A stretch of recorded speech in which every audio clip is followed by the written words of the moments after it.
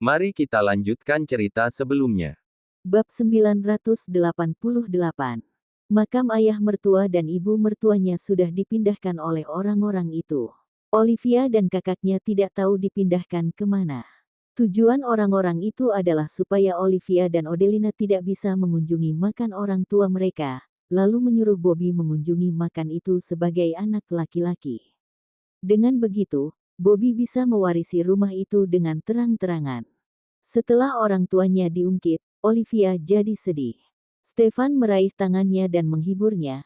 Kalau orang tuamu masih hidup, mereka akan lega melihat kamu dan kakakmu baik-baik saja. Aku akan merebut kembali semua milik orang tuaku. Ada aku yang menemanimu di sini. Perjuangkan saja. Aku akan membantumu mencari pengacara terbaik untuk mengajukan gugatan kepada mereka. Kita nggak akan membiarkan mereka mengambil keuntungan setengah sen pun. Olive mengangguk dengan semangat. Uhuk. Amelia berdeham 2 kali, menyela pembicaraan mereka. Kemudian, dia menghampiri mereka. Olive, mamaku menelepon dan menyuruhku pulang ke rumah bersamaku. Disuruh untuk berdandan, ganti gaun malam, lalu bersiap untuk pergi ke pesta. Dia berkata kepada Stefan lagi, makan malam yang dibuatkan Olive untukmu dengan penuh cinta sudah siap. Stefan, kamu mau makan di sini sebelum pergi, atau makanannya dibungkus untuk dibawa pulang? Stefan menatap Olive. Dia ingin Olivia menemaninya makan. Makan dulu saja baru pulang. Aku akan menemanimu makan. Olivia sangat mengenali suaminya. Kalau ditemani, pria ini akan makan dengan lahap. Sekarang dia selalu menyiapkan makanan 3 kali sehari untuk suaminya ini. Tujuannya memang agar lambung suaminya ini jadi sehat. Di pesta nanti, kita nggak ada banyak waktu untuk makan, jadi makan sedikit saja untuk mengisi perut, ujar Amelia, mencari alasan. Dia membantu menyiapkan meja kecil, mengambil lap untuk mengelap meja itu, lalu berkata, Olive, weekend nanti kalau kamu mau pulang ke kampung, aku dan mamaku boleh ikut, nggak? Aku ingin melihat tempat bibiku tinggal dulu. Apalagi mamaku, nggak perlu dibilang lagi. Dia sudah dari awal ingin pergi melihat rumah kalian di kampung, juga ingin bertemu dengan orang tua angkat mamamu. Meskipun orang tua angkat tantenya juga mengambil 1,6 miliar dari uang kompensasi kematian tantenya, lalu tidak pernah menghubungi Olivia dan kakaknya lagi dan bisa dibilang mereka sudah putus hubungan. Bagaimanapun juga, mereka adalah orang yang membesarkan tantenya dari kecil. Yuna ingin tahu tentang adiknya, dan dia hanya bisa mendapatkan informasi itu dari orang tua angkat adiknya itu. Bagaimanapun juga, Yuna tetap berterima kasih pada orang tua adiknya. Kalau bukan karena mereka, adiknya bisa jadi tidak bisa hidup sampai dewasa dan tidak bisa meninggalkan 2 keponakannya ini untuk menghibur hatinya. Tentu saja nggak keberatan. Tante dari awal sudah pernah bilang padaku, kalau dia ingin ikut aku pulang ke kampung dan melihat-lihat. Dia juga ingin mengunjungi makam mamaku. Hanya saja, aku banyak urusan setelah tahun baru, jadi belum bisa kesampaian. Tak lama setelah tahun baru, dia juga baru tahu identitas asli Stefan. Dia dan Stefan bertengkar, jadi orang-orang di sekitarnya juga ikut khawatir. Jadinya, rencana untuk pulang ke kampung halaman jadi tertunda. Amelia berkata lagi, apa yang aku katakan pada Stefan tadi, kamu juga mendengarnya. Masalah rumah itu selesaikanlah secepat mungkin. Yang aku ingin katakan masih sama, kalau butuh bantuanku, kamu harus mengatakannya. Tenang saja, kalau aku memerlukan bantuanmu, aku pasti nggak akan sungkan mengatakannya. Amelia mendengus dan berkata, kamu hanya mengatakannya saja. Tapi, setiap kali ada masalah, kamu nggak pernah bilang padaku dan menyelesaikannya sendiri. Amelia masih ingat waktu Olivia membawa banyak orang untuk menghancurkan rumah Roni. Junia bertanya kepadanya apa mau meneleponnya dan mengajaknya untuk ikut.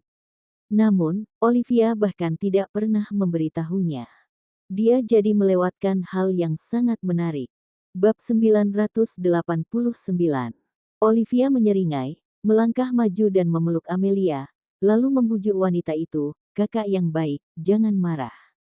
Lain kali kalau ada hal yang menarik, aku pasti akan meneleponmu. Jangan peluk-peluk aku, suamimu memelototiku, tuh. Amelia mendorong Olivia menjauh, menyindir sedikit, lalu pergi ke dapur untuk mengambil makanan. Olivia menatap suaminya. Stefan berkata dengan nada tegas, meskipun dia perempuan, aku tetap keberatan kalau kamu memeluknya. Kalau kamu ingin memeluk orang, peluk saja aku. Olivia dengan cepat mencondongkan tubuh ke depan untuk mengecup wajah suaminya itu, lalu mencubit wajahnya yang tampan dengan pelan. Oke, aku akan memelukmu mulai sekarang. Sudahlah, cepat cuci tangan. Aku akan menemanimu makan. Setelah itu aku mau pergi ke rumah tanteku. Stefan mengeluh padanya, aku nggak ada kerjaan. Kamu juga nggak mengizinkanku menemanimu pergi ke pesta. Setelah kita jadi suami istri, kita nggak pernah menghadiri pesta bersama. Olivia menatap suaminya dan bertanya balik, itu salah siapa? Stefan segera menutup mulutnya. Salahnya. Itu salahnya. Kalau dia tidak menyembunyikan identitasnya, mereka mungkin sudah menghadiri pesta bersama sejak lama. Olivia juga bisa menemaninya kalau dia harus menghadiri acara bisnis. Tidak perlu seperti sekarang. Ketika Olivia mau pergi ke pesta, dia malah ditinggal di rumah. Sepahit apapun perasaan Stefan terhadap situasi ini, dia hanya bisa melihat istrinya masuk ke dalam mobil mewah Amelia. Kedua wanita itu pun pergi dan meninggalkannya di sana. Stefan berdiri di depan pintu toko buku dan memandangi mereka lama sekali, lalu berkata, Bilesti, aku merasa seperti ditinggalkan oleh Olivia. Bilesti yang berdiri tidak jauh di belakang Stefan berkata, dan Stefan, Non Olivia melakukan semua ini untukmu. Dan Stefan harusnya senang. Olivia akrab dengan Bilesti, setelah Stefan mengakui identitasnya, kepala pelayan keluarga Aditama berpikir lama dan akhirnya tetap membiarkan Bilesti untuk terus bekerja dengan Olivia. Aku benar-benar nggak keberatan. Stefan tahu apa yang dipikirkan istri tercintanya, tapi dia benar-benar tidak peduli dengan latar belakang istrinya itu. Di matanya, Olivia sudah sangat baik. Memangnya kenapa kalau Olivia lahir di pedesaan? Keluarga mana yang tidak pernah punya generasi miskin dan bukan berasal dari pedesaan? Tapi, Non Olivia peduli dengan hal itu, karena dia mencintai Dan Stefan. Dia bersedia belajar dan beradaptasi untuk Dan Stefan dan Non Olivia masih akan bersama untuk waktu yang lama. Akan ada banyak sekali masalah yang menunggu kalian. Kalau Non Olivia bersedia belajar, itu juga karena dia ingin terus berada di sisi Dan Stefan. Kita semua harus sepenuhnya mendukung Non Olivia. Jadi istri keluarga kaya itu tidak mudah. Tekanan menjadi menantu keluarga Aditama juga besar. Non Olivia punya motivasi dan mau belajar demi Dan Stefan, supaya dia bisa menjadi ibu rumah tangga yang baik. Itu berarti Non Olivia juga sangat mencintai Dan Stefan. Kalau tidak, dia tidak akan mau berubah. Aku khawatir dia nggak bisa beradaptasi, lalu bilang padaku, kita nggak cocok. Kita cerai saja. Bilesti berkata, dan Stefan harus percaya pada diri sendiri dan percaya pada Non Olivia. Setelah lama terdiam, Stefan bergumam pelan dan berkata, pokoknya, kalau dia ingin kembali jadi single, dia hanya akan bisa jadi single kalau dia menikamku sampai mati. Dia akan jadi janda. Bilesti diam saja. Untungnya, Non Olivia sudah pergi. Kalau belum, bisa-bisa naik darah mendengar perkataan majikannya ini. Stefan menunggu polisi lalu lintas datang menderek mobil Bobby pergi, baru pergi bersama para pengawalnya. Di villa keluarga Sanjaya, di bawah pengawasan dan tatapan kritis Yuna memakai gaun yang dipilihkan oleh bibinya. Semua baju yang dibelinya dipilih oleh bibinya. Bab 990. Olivia pikir dia bisa mengenakan gaun manapun. Namun, bibinya bilang pakaian yang dikenakan harus disesuaikan dengan acaranya. Orang yang menjadi tuan rumah di pesta malam ini bisa dibilang berasal dari keluarga menengah di Membera. Yuna awalnya tidak berencana untuk hadir, tetapi Olivia meminta bantuannya, supaya Olivia bisa cepat beradaptasi dan berbaur, Yuna akhirnya memberitahu orang itu bahwa dia akan menghadiri pesta malam ini.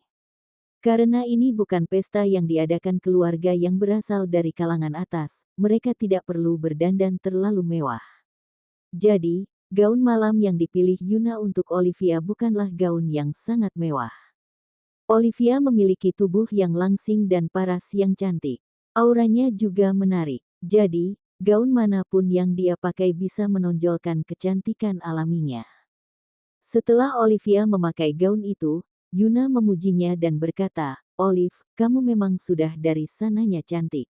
Badanmu juga bagus. Jadi, kamu bisa menonjolkan kelebihan gaun ini. Asalkan kamu nggak berjalan terlalu cepat, gaun ini akan sangat sempurna." Olivia bisa bela diri. Meskipun dia cantik alami, tapi dia selalu memberikan kesan sedang terburu-buru. Terutama saat berjalan. Kalau mau bilang dia berjalan seperti orang yang terlambat, rasanya tidak berlebihan. "Tante, aku bisa menginjak semut sampai mati kalau aku pakai sepatu hak tinggi." Dia biasanya memakai sepatu kets atau sandal dengan hak datar. Dia juga terbiasa berjalan dengan cepat, dan dia tidak terbiasa memakai sepatu hak tinggi. Dulu, kalau dia menemani Junia dan Tante Desi ke pesta yang diadakan keluarga dari kalangan atas, dia paling-paling hanya akan mengenakan sepatu dengan hak sedang. Jarang sekali pakai sepatu hak tinggi. Kalau kamu mau berpatungan dengan Amelia untuk berinvestasi dalam proyek tertentu dan berbisnis, Tante akan sepenuhnya mendukungmu. Nantinya, kalau kamu berlagak nggak mengenali Tante, Tante juga nggak akan peduli. Malam ini, kamu harus bersikap lemah lembut dan berjalan dengan pelan. Kemarin waktu Tante pergi belanja dengan kamu, setiap kamu berjalan satu langkah, Tante harus mengambil dua langkah. Wajah Olivia memerah. Amelia membawakan sepatu dengan super tinggi yang akan dipakai Olivia malam ini. Olivia langsung ketakutan ketika melihatnya.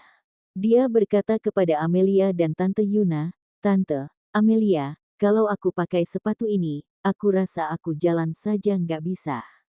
Tumitnya terlalu kecil dan tinggi. Kalau aku lari, apa tumitnya akan patah?" Yuna terlihat heran. Amelia tersenyum dan berkata, "Kan bukan suruh kamu pakai sepatu itu untuk berlari." Olivia melirik wajah bibinya yang heran, lalu mengenakan sepatu dengan tumit super tinggi itu dengan patuh. Setelah itu, dia meraih tangan Amelia dan berdiri.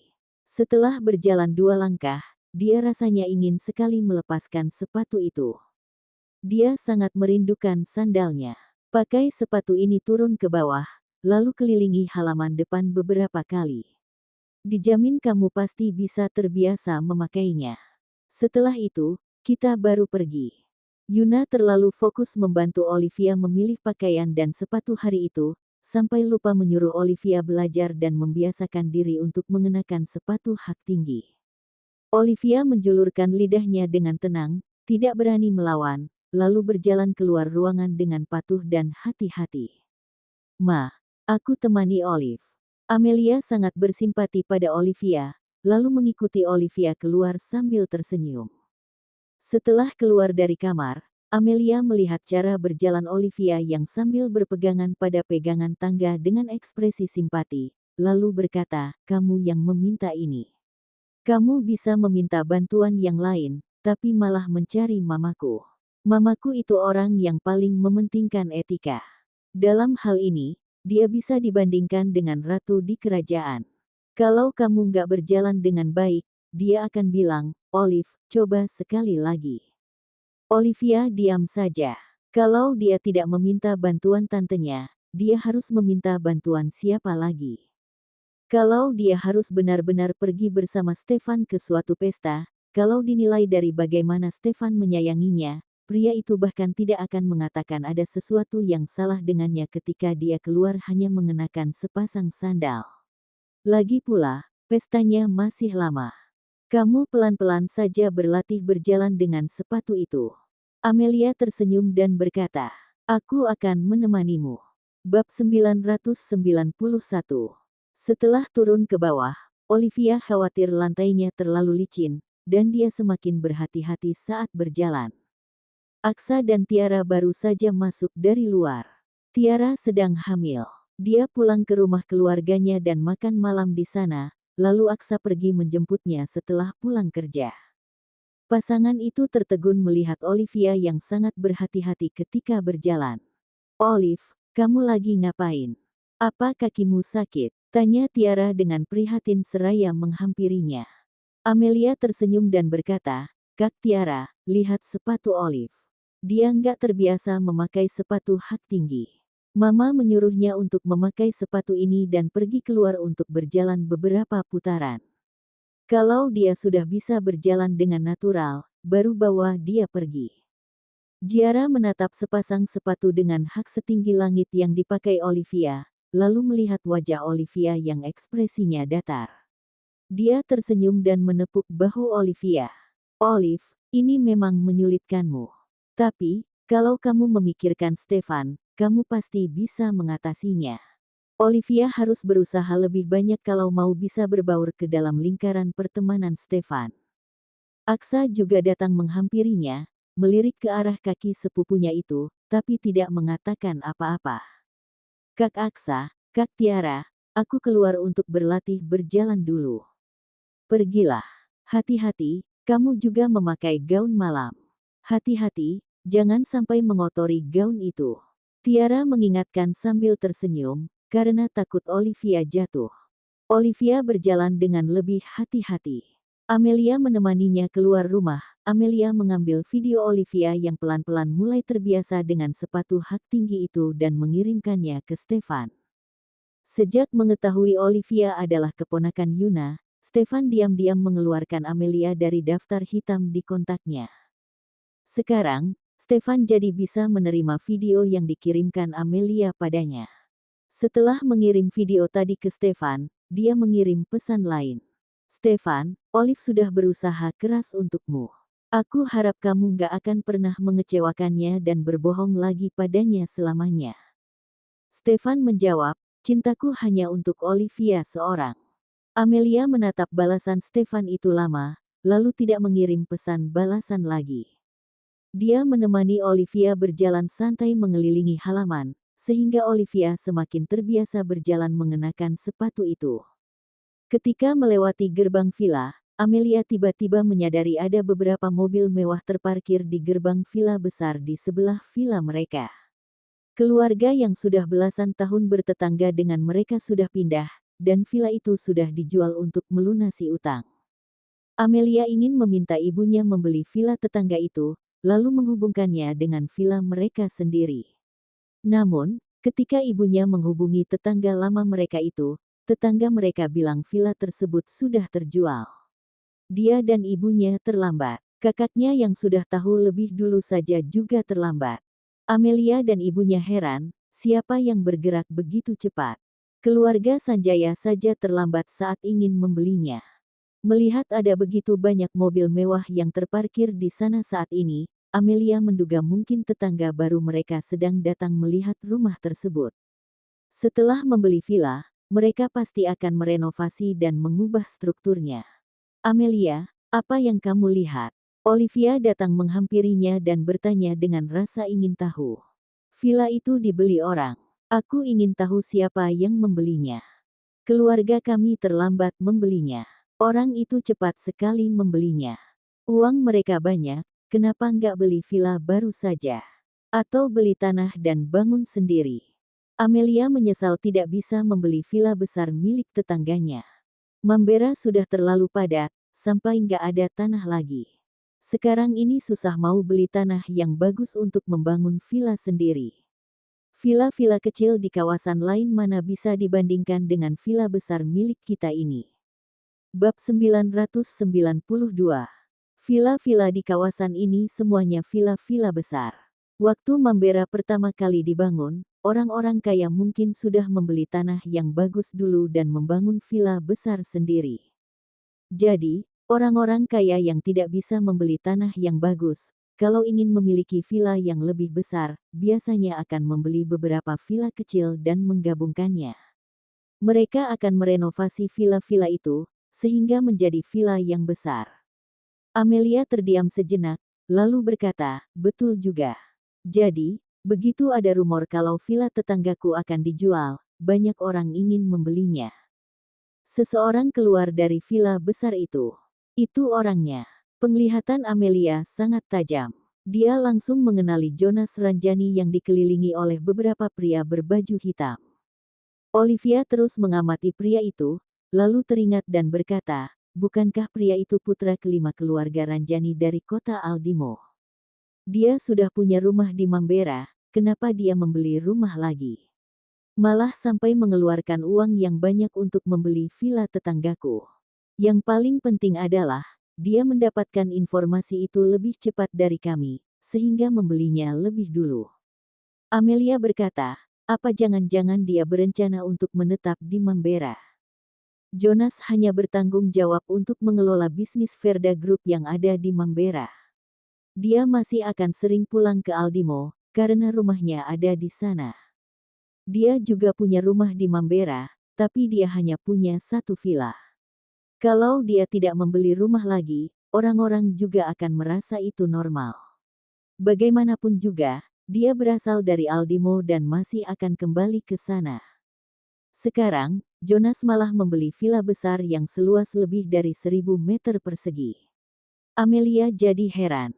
Olivia berkata, "Bukannya wajar-wajar saja kalau tuan muda dari keluarga kaya memiliki banyak properti. Sertifikat rumah yang suamiku suruh aku simpan, serta kuncinya, banyak banget." Ketika Stefan ingin memberikan semua propertinya padanya, Olivia tidak menerimanya. Dia tidak pernah menghitung pria itu total punya berapa sertifikat rumah. Pokoknya, ada setumpuk sertifikat rumah dan banyak kuncinya yang ditumpuk di rumah. Amelia berkata, "Benar juga." Setelah keluar dari villa itu, Jonas awalnya hendak masuk ke mobil dan pergi. Namun, pengawalnya membisikkan sesuatu padanya. Dia kemudian menoleh dan melihat Amelia dan Olivia. Dia ragu-ragu sejenak, tetapi kemudian berjalan ke arah mereka. Pengunjung adalah tamu. Jonas sudah datang menghampiri mereka, jadi Amelia membuka pintu villa dan mengamati Jonas yang sedang berjalan mendekat sambil tersenyum. "Pak Jonas, kita bertemu lagi." Jonas juga tersenyum dan berkata, "Iya, kita bertemu lagi." Dia mengangguk ke Olivia lagi dan menyapa, "Bu Olivia." "Pak Jonas." Olivia menyapa juga. Amelia bertanya pada Jonas, "Pak Jonas membeli villa itu?" "Iya, aku membelinya." Pak Jonas cepat sekali mendapatkan informasinya. "Kami sudah belasan tahun bertetangga dengan keluarga Nurwela. Kami pikir kami yang paling cepat mengetahui hal itu. Ternyata, ketika kami ingin membeli villa itu, kami diberitahu kalau villanya sudah terjual. Aku masih berpikir siapa yang membelinya. Ternyata Pak Jonas." Jonas tersenyum dan berkata, "Aku yang membeli Nurwela Group, jadi aku tahu Pak Kevin mau menjual villa untuk melunasi hutangnya. Aku memutuskan untuk membelinya setelah datang ke sini melihat villanya bersama dia." Setelah mendengar perkataan Bu Amelia, aku jadi bersyukur aku cepat-cepat membelinya. Kalau aku ragu sebentar saja, villanya keluarga Nurwela mungkin akan jatuh ke tangan ibu. Amelia juga tersenyum dan berkata, "Mulai sekarang kita akan menjadi tetangga. Pak Jonas akan merenovasi villa itu, kan?" "Iya, perlu didekorasi ulang. Pola feng shui villa keluarga Nurwela nggak bagus dan nggak mengundang uang. Aku akan membawa master feng shui untuk datang melihat-lihat, lalu mengubah polanya." Pak Jonas masih percaya itu. Jonas berkata, "Kepercayaan yang ditinggalkan oleh nenek moyang kita selalu ada benarnya." Bab 993. Jonas menatap Amelia dalam-dalam dan berkata, "Beli rumah itu hal yang besar. Kita harus menganggapnya serius. Rumah itu aku beli dengan harga mahal, jadi tentu harus direnovasi sampai sesuai, dan didekorasi sesuai dengan gaya yang kusuka, sehingga aku bisa hidup dengan nyaman di dalamnya." Amelia teringat bahwa ketika keluarganya membangun villa besar, mereka sepertinya juga mengundang seorang master feng shui yang sangat hebat untuk datang dan melihat-lihat. Villa itu dibangun sesuai dengan tata letak yang diberi oleh master feng shui tersebut. Keluarganya sudah tinggal di rumah ini selama bertahun-tahun dan semuanya lancar-lancar saja. Dia mengerti dan berkata, Pak Jonas benar. Karena kita bertemu lagi, dan bahkan menjadi tetangga, aku mengundang Pak Jonas untuk minum teh di rumah. Silakan masuk, Pak. Jonas tidak menolak ajakan Amelia, mengikuti Amelia dan Olivia ke dalam rumah dengan santai. Aksa dan istrinya masih duduk di sofa di lantai 1. Yuna juga ada di sana. Dia sedang menanyakan sesuatu kepada menantunya dengan perhatian. Ketika mendengar putrinya berbicara dengan pria asing, Yuna langsung melihat ke arah pintu rumah. Dia melihat putri dan keponakannya sedang mengundang seorang pemuda masuk ke dalam rumah. Setelah melihat Jonas, Aksa bangkit, melangkah maju dan berkata sambil tersenyum, angin di luar sepertinya sangat kencang, bisa-bisanya membawa Pak Jonas ke sini. Jonas tersenyum dan berkata, iya, kalau anginnya nggak cukup kuat, nggak akan bisa membawaku datang. Keduanya saling kenal, tetapi mereka dekat. Verda Group bekerja sama dengan Aditama Group. Jonas, Stefan dan Reiki adalah teman baik. Mereka bisa dibilang memiliki hubungan kerja sama serta hubungan pertemanan yang baik, sementara keluarga Aditama dan keluarga Sanjaya selalu berselisih. Karena itulah, hubungan antara Jonas dan Aksa hanya sebatas menganggukkan kepala saat bertemu. Mereka tidak terlalu dekat. Yuna pernah mendengar nama Jonas, dan pernah bertemu pemuda itu sekali. Namun, perbedaan umur antara keduanya cukup jauh, sehingga mereka tidak pernah berbicara sebelumnya. Dia tidak langsung mengenali Jonas barusan. Dia baru tahu ketika mendengar putranya menyapa pemuda itu. Halo, Tante. Sapa Jonas, memanggil Yuna dengan sebutan, Tante, ketika diajak bertemu oleh Amelia dan Aksa. Yuna mempersilakan pemuda itu duduk sambil tersenyum. Maaf, aku datang mengganggu. Yuna tersenyum dan berkata, nggak ganggu, kok. Kak, Jonas yang membeli vilanya keluarga Nurwela, dan mulai sekarang Jonas akan jadi tetangga baru kita. Yuna dan Aksa sangat terkejut mendengarnya. Aksa tersenyum dan berkata, ternyata Pak Jonas yang membelinya. Bapak cepat sekali mendapatkan informasinya, lebih cepat dari kami. Dengar-dengar, asisten di Verda Group sama dengan Reiki, pandai mencari informasi. Aku yang membeli perusahaan milik keluarga Nurwela, ujar Jonas. Aksa tiba-tiba paham. Pantas saja Jonas bisa membeli villa itu lebih cepat daripada keluarga Sanjaya. Ternyata pria ini yang mengakuisisi perusahaan milik keluarga Nurwela. Para pelayan menghidangkan camilan dan teh. Jonas meneguk teh dengan sopan, lalu meletakkan cangkir tehnya kembali. Dia bahkan tidak menyentuh camilannya. Olivia memperhatikan dengan seksama dan yakin bahwa Jonas pasti sama seperti Stefan, tidak menyukai makanan manis. Jonas tidak berlama-lama di rumah keluarga Sanjaya.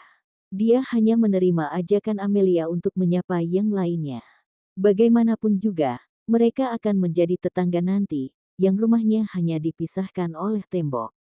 Jaraknya sangat dekat. Dia menolak untuk makan dengan keluarga Sanjaya dengan sopan. Dia bangkit dan berpamit pergi, sementara Amelia berinisiatif untuk mengantarnya ke pintu. Cerita bersambung.